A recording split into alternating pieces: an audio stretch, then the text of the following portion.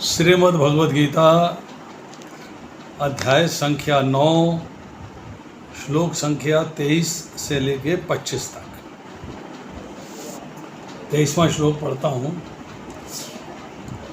ये अपि अन्य देवता भक्तः भजन्ते श्रद्धया अन्विता ते अपि माम एव कौन्तेय भजन्ति अविधिपूर्वकम्।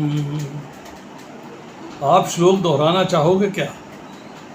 जो दोहराना चाहते हैं हाथ खड़ा करें।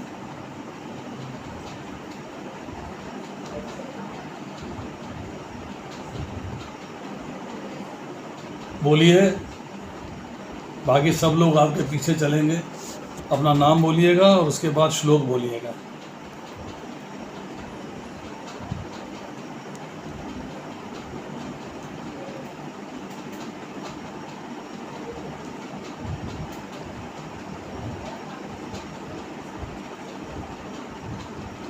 हाँ जी, अब अपने आप को अनम्यूट कर लीजिए।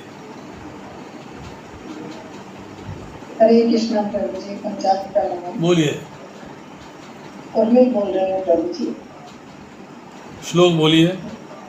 श्लोक नंबर 23। ये अपि अन्य देवता भक्ता यजन्ते श्रद्धयान्विता ते अपि मामेव कौन्तेय यजन्त्या विधिपूर्वकम्। गुड। यस, अलादनी माता। हरे कृष्णा प्रभु जी। ये अपि अन्य देवता भक्ता यजन्ते श्रद्धा अन्विता ते अपि माम एव कौन्तेय यजन्ति अविधि पूर्वकम्। हरे कृष्णा। इसमें एक बात का ध्यान रखिएगा। जब आप जो है श्लोक पढ़ते हैं तो कोशिश करिएगा, मैंने पहले भी जैसे गाइड किया था कि हर श्लोक में चार पार्ट्स हैं। Part 1, part 2, part 3, part 4। English की भगवद गीता लेंगे तो आपको उसमें मिल जाएंगे।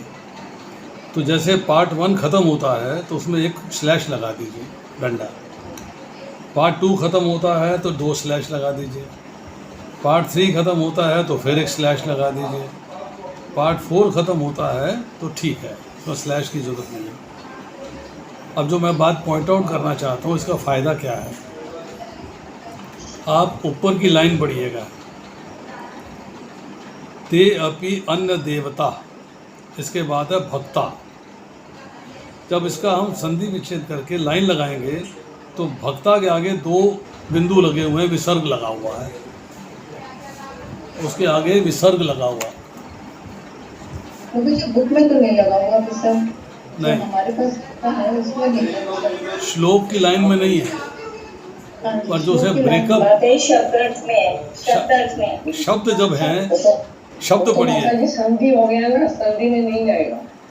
शब्द हैं उसमें पढ़िएगा। ये एक शब्द है, अपि दूसरा शब्द है, अन्य तीसरा शब्द है, देवता चौथा शब्द है, भक्ता, भक्ता के आगे विसर्ग है।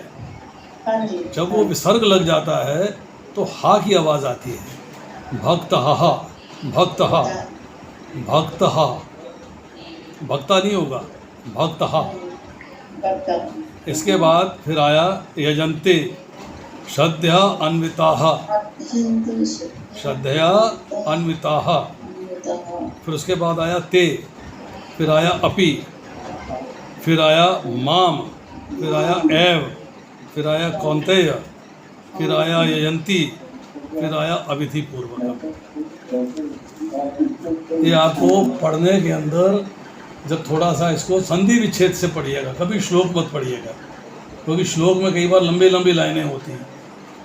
मैं आपको अभी फ़ोटो दिखाऊंगा, कोई फ़ोटो खींच के भेजूंगा।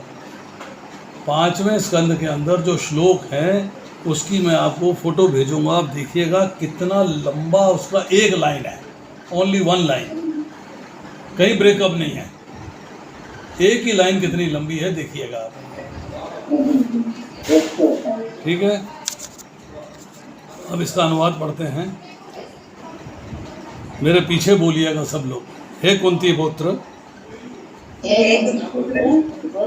जो लोग अन्य देवताओं के भक्त हैं और उनकी श्रद्धा पूर्वक पूजा करते हैं, पूजा करते हैं। वास्तव में वे भी